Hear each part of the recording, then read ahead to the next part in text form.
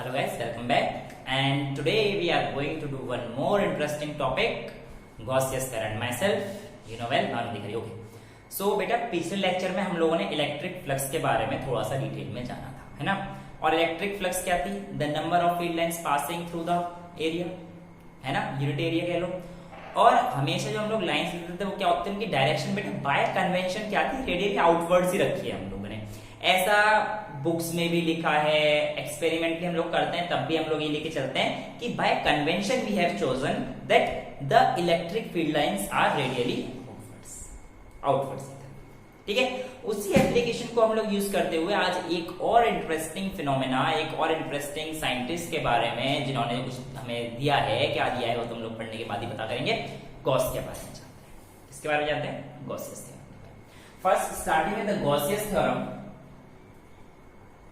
क्या कहता है? गॉस बेटा देखो, ज्यादा तो इन्होंने कुछ कहा नहीं था, पर जो कह दिया था वो बहुत कुछ कह दिया है। मतलब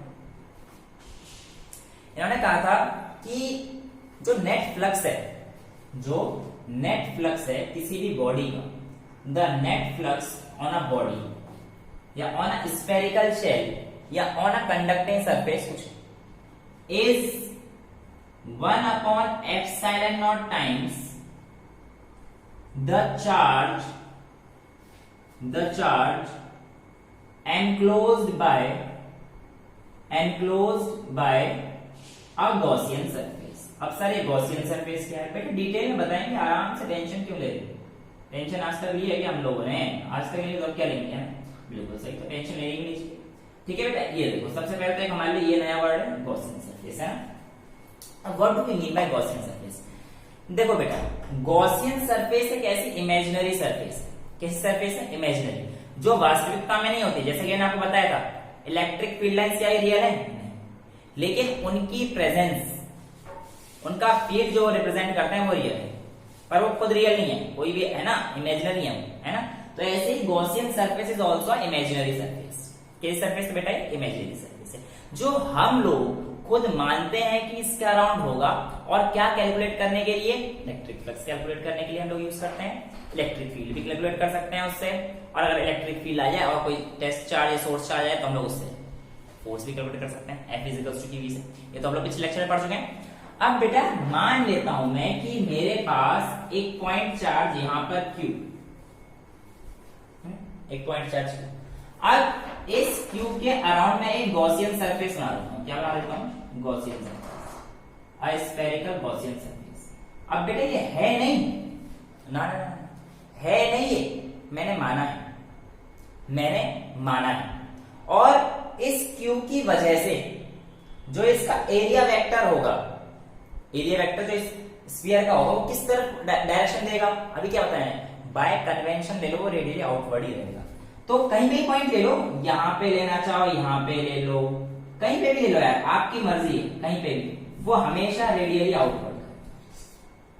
और इस ये तो एरिया का डायरेक्शन हो, यानी कि ds का हो गया, है ना। अब स्मॉल एरिया हम लोग इंटीग्रेशन तो करेंगे। अब ये हमारे पास Q की वजह से, ये इस Q की वजह से, है ना, तो हमारे पास जो इलेक्ट्रिक फील्ड लग रही है वो E और ds भी इसी डायरेक्शन में हो जाएगा। तो इन दोनों के बीच में एंगल कितना बन गया बेटा? 0 डिग्री, 0 डिग्री, एक ही डायरेक्शन में कर रहे हैं, तो ये E डॉट ds के बीच में एंगल कितना होगा? 0 डिग्री, तो E ds कह सकते हैं। नेट फ्लक्स यही था, net flux phi is equals to E dot ds हमें बोला गया था। पिछले लेक्चर में यही तो पढ़ा था, the number of electric field lines per unit area. अच्छा सर, इस बात से क्या हम लोग गॉस थ्योरम को प्रूफ कर सकते हैं इतनी सी चीजों से? हाँ, ये कहता है गॉस थ्योरम कि net flux is 1 upon epsilon naught times the charge enclosed by the Gaussian surface। इस गॉसियन सरफेस ने कितना चार्ज एनक्लोज कर रखा है इस समय? Q। तो हम लोग कह सकते हैं ना कि जो नेट फ्लक्स है ये Q upon epsilon naught times, यानी कि 1 upon epsilon naught times the charge enclosed। तो चार्ज एनक्लोज कितना है? Q है। यानी कि स्टेटमेंट हमसे ये कह रही है कि ये सभी आपस में तीनों प्रजाति बराबर है, समानांतर है। कह रही है? हाँ सर कह तो रही है, ऐसा कुछ प्रतीत तो हो रहा है। तो बेटा इसी को प्रूफ करना है, बहुत सिंपल। बहुत सिंपल, कुछ नहीं करना, इलेक्ट्रिक फील्ड निकालिए पहले इसकी वजह से। इलेक्ट्रिक फील्ड निकाल लीजिए, कितना होता है, E is equals to 1/4πε0 dot Q by R square, यहां से यहां तक डिस्टेंस तो R रहने वाली, कोई दिक्कत नहीं। पहले बताइए इसमें कोई दिक्कत, इलेक्ट्रिक फ्लक्स, ये इलेक्ट्रिक फील्ड है, फाई इलेक्ट्रिक फ्लक्स है। जो हमारे पास इलेक्ट्रिक फ्लक्स होती है बेटा, वो एक स्केलर क्वांटिटी होती है, ये बात ध्यान रखना। Electric flux is a scalar quantity, ठीक है। अब बेटा ये तो मेरे पास ये आ गया। अब देखो ये मैंने सरफेस कैसी मानी है, गॉसियन सरफेस, यानी कि इमेजिनरी सरफेस है, हाइपोथेटिकल सरफेस है, कैसी है, इमेजिनरी है ना, स्फेरिकल मानी है। तो अगर मैं फाई इज इक्वल्स टू, इसको लिख देता हूं, phi is equals to close integration, देखो एनक्लोज्ड हो गया ना, चार्ज एनक्लोज्ड, राइट, तो क्लोज इंटीग्रेशन निकालेंगे, phi is equals to E dot ds. अब ई को बाहर निकालो, ई तो कांस्टेंट रहने वाला है मेरे पास, इस क्यू की वजह से, चाहे यहाँ पे निकाल लो, यहाँ पे निकाल लो, यहाँ पे निकाल लो, मुझे कांस्टेंट रहने वाला है बेटा। अब देखो आप कह रहे हो कि सर किताबों में ऐसा बना होता है इसलिए आपने ऐसा बना दिया, तो ऐसा बताओ कि अगर हमारे पास सपोज कीजिए इस तरफ निकालते हैं, मैं मान लेता हूं कि मेरा ई इस तरफ होता, इसको ना मान के, इसको मिटा के, अगर मेरा ई इस तरफ होता फिर तो डीएस इस तरफ होता। नहीं, गलती मत करना भैया, मैंने आपको बोल दिया बाय कन्वेंशन, डायरेक्शन तो भैया इसका रेडियली आउटवर्ड ही रहने वाला है, फिक्स है, तो इसका डायरेक्शन भी इधर ही आ जाएगा डीएस का, समझ रहे हो ना।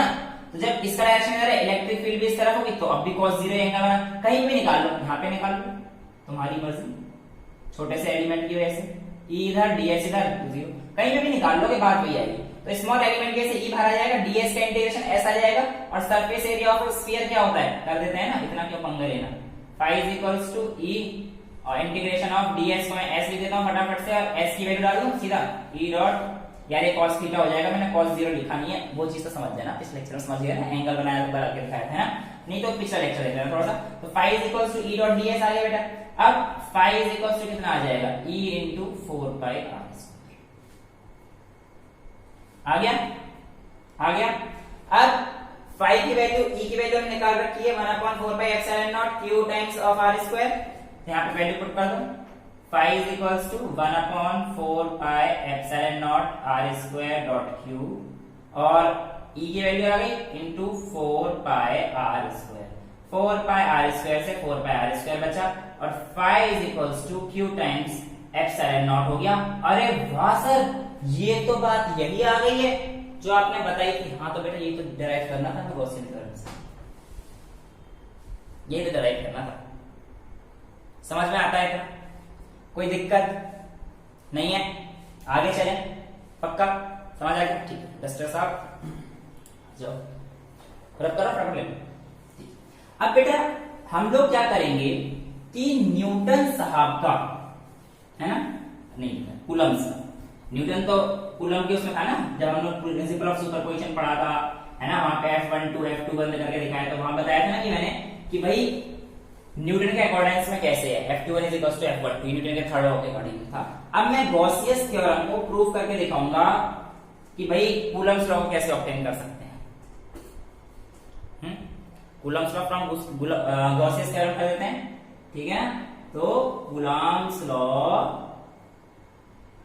फ्रॉम गॉसियस थ्योरम, देखो बेटा जब गॉसियस साहब ने अपना आइडेंटिटी बता दिया कि भाई अपनी आइडेंटिटी बता दी कि हम लोग ऐसे कर, अपनी आइडेंटिटी तो पहचानी, अपनी थ्योरम बताई कि हम लोग ऐसे कर सकते हैं, तब तो ये चीज हमारे लिए बहुत आसान हो गई थी निकालना, किसी का भी फ्लक्स निकालना है, किसी पे भी इलेक्ट्रिक फील्ड निकालना कोई बड़ी बात नहीं रह गई थी। लेकिन भाई साहब इन्होंने जो मेहनत करी है ना, उसमें 20 साल लग गए थे, कई साल लग गए थे, तो इनका कंट्रीब्यूशन बहुत सिग्निफिकेंट था, पर इनके आने के बाद धूमिल हो गए थोड़े से, क्योंकि यार उस टाइम तक ये चीज नहीं पता थी, और जैसे इन्होंने अपना बताया तो भाई बल्ले बल्ले हो, ये भी चीज बहुत आसानी से हो जाती है। हम देखते हैं हम लोग कैसे देखें, मान के चलिए ये मेरे पास क्या है, कोई भी चार्ज है Q, इसके अराउंड में क्या मान के चल रहा हूं बेटा, एक स्फेरिकल गॉसियन सरफेस। अच्छा एक चीज ये बताओ, क्या मैं हर बार गॉसियन सरफेस स्फेरिकली लूंगा? आप कहोगे नहीं, जरूरी नहीं है सर। आप अकॉर्डिंग टू द चार्ज, कैसा चार्ज है, पॉइंट चार्ज है तो स्फेरिकल आ गया। अगर स्ट्रेट लाइन चार्ज होता कुछ और आ जाता, सिलेंड्रिकल हो सकता था। तो अकॉर्डिंग टू चार्ज आप ले सकते हो, और by clever choice of Gaussian surface you can easily calculate the electric field as well. Yes, clever choice. ठीक है, अब वही चीज करेंगे हम लोग जो ये पीछे करी है ना, कि भाई इसका ये अब तो समझ गए ना यार, मैं कहीं पे भी कर दूं भाई, अब हैबिट पड़ गई ना ऐसा करने की हम लोगों की, तो इसलिए। ठीक है, अब देखो बेटा, मैं लिख देता हूं यहां पे कि जो फाई है उसकी value E times dot ds है। मानते हो? बिल्कुल सर, ये बात तो मान लेते हैं। और मैंने अभी भी प्रूफ करके दिखाया कि ये q by epsilon times v है। कोई दिक्कत नहीं सर, इसमें तो कोई दिक्कत नहीं है। फिर से वही, इस चार्ज की वजह से, इस चार्ज की वजह से अगर मैं इलेक्ट्रिक फील्ड कैलकुलेट करूंगा r डिस्टेंस की दूरी पर, अगर स्फीयर का रेडियस r मान लेता हूं मैं, तो phi sorry E is equals to 1/4 pi epsilon naught dot q by r square. पहले तो ये बताइए इतना चीज समझ में आती है कि नहीं आती? बोलो, समझ में आती है? अब ये जो फाई है is equals to E dot ds है,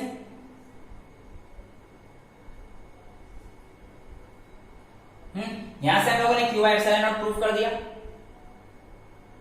कर दिया।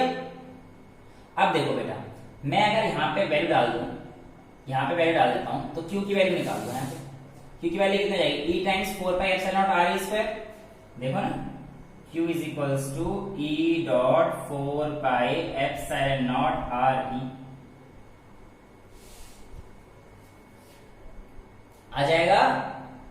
कोई दिक्कत नहीं आनी चाहिए। अब यहाँ पे वैल्यू पुट कर दो Q upon epsilon naught times में, तो 5 को q by epsilon naught is equals to E की वैल्यू कितनी है? ये रखिए, और ds की वैल्यू कितनी है बेटा? 4 पाई r स्क्वायर। इसको लिखो ना लिखो देखते हैं, अभी काम आगे तो आएगा, अभी फिलहाल इसके लिए नहीं आएगा, क्योंकि देखो मैं तो यहाँ से E की वैल्यू निकाल देता हूँ, 4 पाई r स्क्वायर नीचे आ जाएगा, तो E इज इक्वल्स टू कितना आ गया? 1/4 पाई r square dot epsilon not into q। ये E की वैल्यू आ गई। अब आप अज्यूम करो कोई भी एक पॉइंट चार्ज Q नॉट मैंने इस स्फीयर पे यहाँ पे रख दिया है, इसकी वजह से इस पे लगने वाला फोर्स को क्या कर देते हैं हम लोग? मल्टीप्लाई करते हैं, F is equals to Q naught E। F is equals to Q naught in times of E। ये तो फोर्स निकालना होगा हमें, तो बेटा क्या आ जाएगा? Q नॉट E से मल्टीप्लाई कर दो तो F की वैल्यू कितनी आ जाएगी?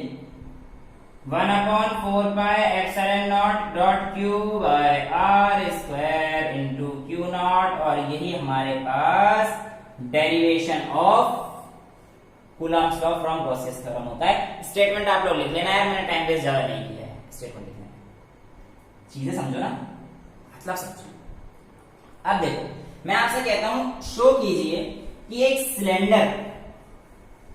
सिलेंडर के अंदर जो फ्लक्स है, नेट फ्लक्स है, वो जीरो होता है, वो जीरो होता है।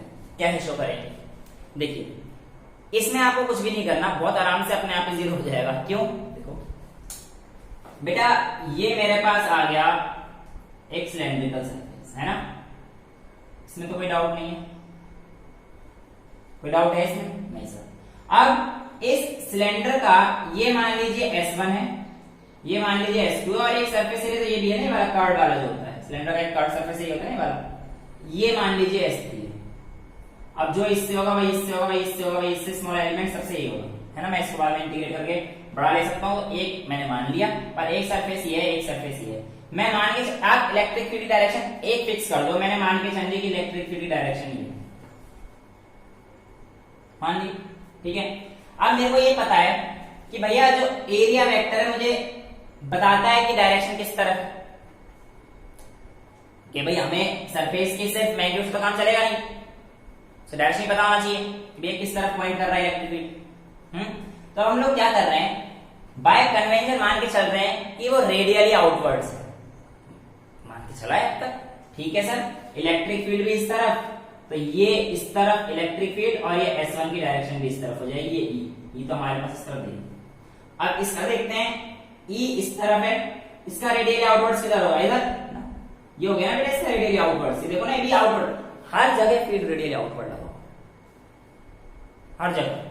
अब इसका इलेक्ट्रिक फील्ड इस सरफेस की वजह से फील्ड तो इसी तरफ जा रहा है, बट इसका जो S2 वो इस तरफ जा रहा है, अपोजिट जा रहा है, देखो जा रहा है, समझ आता है। फ्लक्स कैलकुलेट करना है, ठीक है। नेट फ्लक्स जो होगा मैं कह सकता हूं मेरे पास होगा सरफेस 1 प्लस सरफेस 2, इसको S3 मान लेता हूं, प्लस सरफेस 3 की वजह से। कोई डाउट बेटा यहां तक नहीं? S1 को ले लो, E dot ds close integration करना चाहो कर दो। हाँ, इसके बीच में एंगल कितना है 0 डिग्री, और इन दोनों के बीच में अपोजिट तो 180 डिग्री। देखो अगर ऐसे होगा तो 0 डिग्री होगा यार, अब ये थोड़ी बताना पड़ेगा, ऐसे होगा तो 180 डिग्री होगा, ये सर इतना तो आता है, ठीक है। तो कर दो भाई, S1 के पास 0 डिग्री, तो मैं क्योंकि ये दोनों तो इक्वल है ना, ये दोनों तो इक्वल है, स्फीयर टाइप मान लो है ना, तो E डॉट ds ही रहने देते हैं, क्यों करना E डॉट ds मान लो, कुछ भी कर लो, लिखना है तो लिख देना बेटा, E dot ds cos 0 S2 यहां पे लिखना है क्या, E ds cos 90, ये देखो ये इलेक्ट्रिक फील्ड डायरेक्शन है, ये एरिया वेक्टर, तो E dot ds cut surface area हम लेंगे 2πr बाद में, लेकिन अभी तो मैं cos 90 लेता हूं, समझ आ रहा है। अच्छा अब S3 की वजह से कितना हो जाएगा, और ये तो S3 की वजह से ही वाला है, S2 की वजह से कितना हो जाएगा, E डॉट ds cos 180। हमें शो क्या करना था, show that the flux inside is 0, इसे शो करना था। करते जाओ। E डॉट cos थीटा तो मैं लिख दूंगा जैसे E dot ds cos 0, cos 90 is 0 तो मेरे पास ये 0, cos 180 is minus E dot ds, इससे ये गया तो 0 इज इक्वल टू 0 हो गया प्रूफ, क्या दिक्कत है, हो गया मस्त प्रूफ। इलेक्ट्रिक फील्ड लाइन की डायरेक्शन देखनी है, एरिया वेक्टर से हमें उसका डायरेक्शन निकालना है जो कि हमेशा रेडियली आउटवर्ड रहेगा।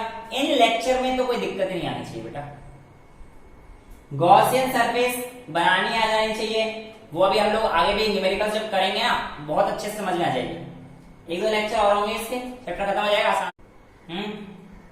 बाकी till then bye, take care, thank you so much. करते रहिए, अगले लेक्चर में अच्छे से न्यूमेरिकल्स और कुछ कॉन्सेप्चुअल्स करेंगे, बहुत अच्छे समझ में आ जाएगा, ठीक है। Bye bye, take care, thank you so much.